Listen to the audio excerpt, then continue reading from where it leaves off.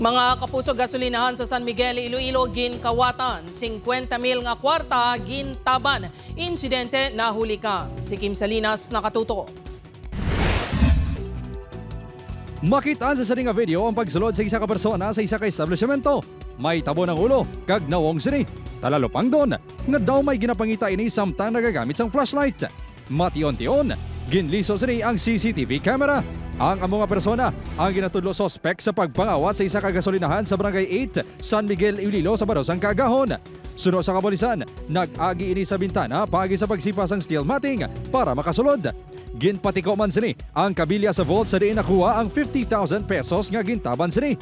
Apang suno sa kapulisan, nakayuhom pa ang tagiya bangod may kwarta pa nga nabilin sa vault nga mas dako ang kantidad nga naglabot sa 150,000 pesos. Budlay sabi ko uton, hindi mo makukot sang kamot. Amo na nga nagamit sa sang tinidor, maginigot sa handle sang silhig. Medyo sunod doon siya ang box, hindi mo mabalaan niya may kwarta. May ginalantaw na nga person of interest ng kapulisan kag tagiya sang gasolinahan.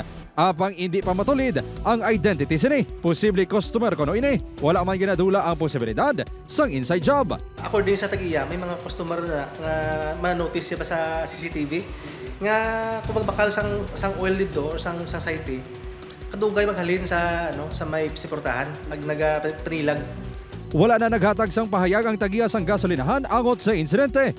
Panugyan sang kapulisan, hindi magbilin sa dako nga kantidad sa anuman nga establishmento bisan yara pa ini sa secure nga lugar. Mas maayo nga ideposito na lang ini sa bangko. Upod Carmel Porquia, Kim Salinas, One Western Visayas.